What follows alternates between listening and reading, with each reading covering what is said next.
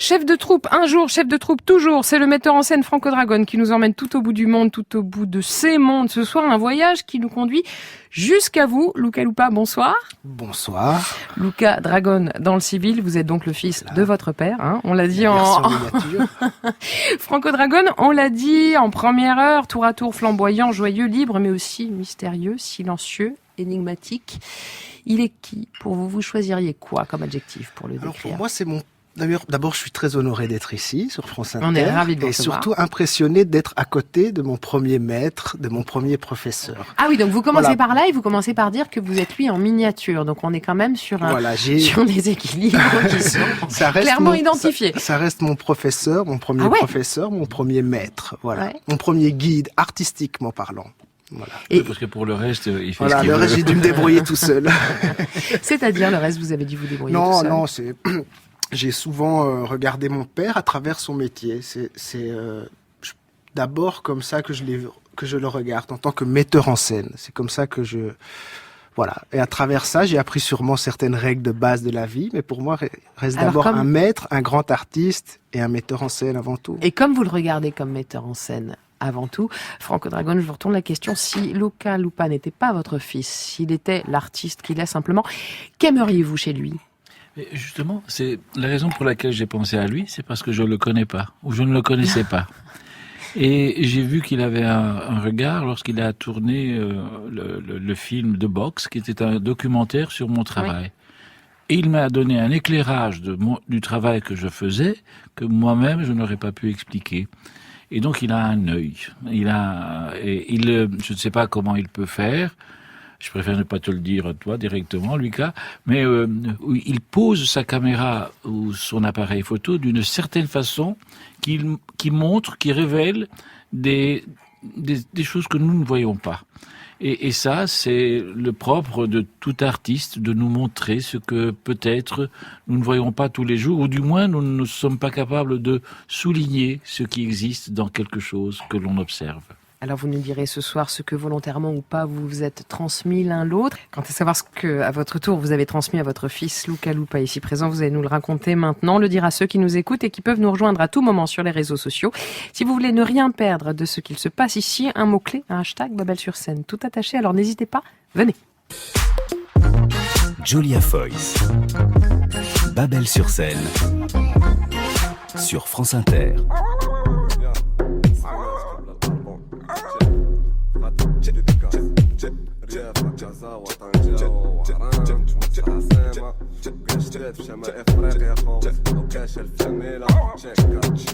انا الرابور من الطبقة الكاية انا السلامور مزك بالناية انا الاناركي اللي حرق راية انا البويمي وارضي مراية انا الصعلوب وغيتشي غاية انا السكوشي نقراك بالخف سقسي خوشي انا الكزاوي نقراك من عينك شنو ناوي انا اللي ولد حي شعبي وقلت لي في قلبي وقلبوا عليا حتى صحابي الغيرة والحسد ضار في الناس بعد من بابي انا الشيباني اللي قاع مباني لارض الداغرة براني انا اللي وقفت قد القصر. Ça, c'est l'un des titres d'El Raquet, rappeur marocain que vous produisez. Luca Lupa, qu'est-ce qui vous séduit dans la culture hip-hop? J'y suis depuis très jeune. J'ai une forme d'admiration pour la musique hip-hop. D'ailleurs, mon nom Luca Lupa vient de là, vient des origines du hip-hop. Lupa vient du mot anglais loop, qui veut dire boucle. Et c'était un peu les origines du hip-hop. On samplait des vieux vinyles et on en faisait des boucles. On était à la recherche de la boucle qui en ferait un morceau. Akhenaton est un maître de cela. Akhenaton avait une collection de vinyles et de disques et avait une connaissance musicale. On appelle ça les loop diggers, les chercheurs de loop, les chercheurs de boucles, voilà. Donc vous êtes tombé dedans quand vous étiez tout petit, j'étais assez jeune, j'étais entouré de rappeurs et donc forcément je m'y suis plongé. Et de là vient mon nom Luca Lupa aussi. Cela dit, la culture hip-hop vous va plutôt bien, un renouvellement perpétuel, elle circule d'un continent à l'autre dans une sorte de langage universel. C'est ce que vous faites, vous aussi, en voyage, beaucoup, voire tout le temps, d'une région du monde à l'autre. Vous êtes tour à tour réalisateur, photographe, producteur. C'est votre père qui vous a donné le virus du mouvement? Je pense qu'il m'a donné le virus du regard, de l'observation. Ouais. Et cette hypermobilité que vous avez quand même tous les deux en partage. Je pense que inconsciemment, oui. Je me suis toujours senti étranger. En fait, je me suis jamais. Je pense que ma nationalité était étranger. C'est le fait d'être étranger. Et donc, je pense que voilà, je me cherche à travers le monde et en voyageant. Mais c'est une sensation agréable, ça, d'être étranger ou En fait, pas je l'ai forcément d'abord pris sincèrement parce qu'en Belgique, on nous considérait comme des Italiens, donc des étrangers, et puis en Italie, on nous considérait comme des Belges, comme des étrangers. Et finalement, je voyage beaucoup dans le monde et on me considère toujours comme un étranger. Donc j'en suis dit, ok, je l'accepte. C'est une liberté essentielle, ça. Voilà, je c'est suis ni belge, jubilatoire. ni italien, je suis étranger, je suis universel, je suis citoyen du monde. Voilà, c'est comme ça que je l'ai un peu pris. En se cherchant, toujours en cherchant ses racines, finalement, on en trouve on en découvre des universels. Peu comme Luca, je n'aime pas aller quelque part si je ne sais pas que je vais rencontrer quelqu'un. Le cirque, c'est pas par hasard.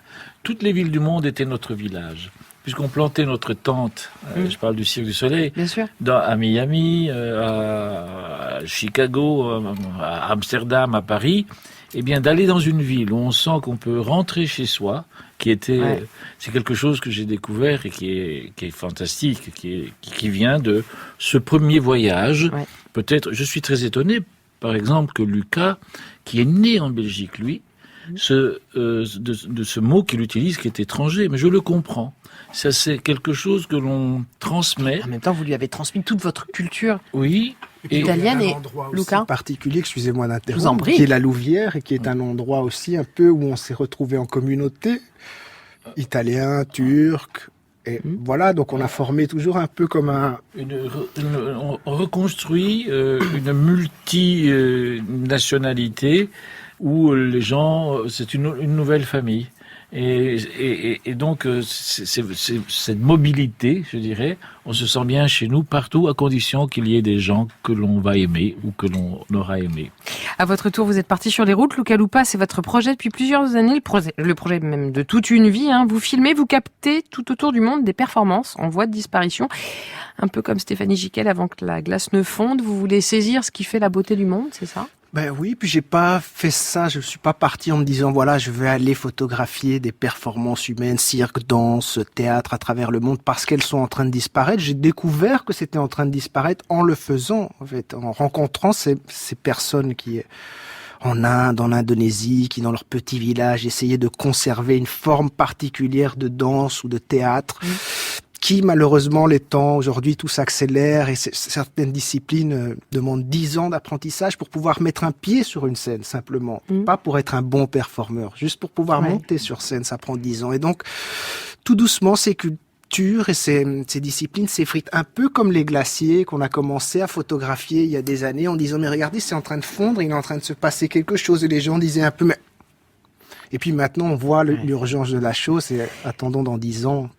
Alors, parmi tous ces artistes et performeurs, vous avez croisé la route à Bali de Djimat.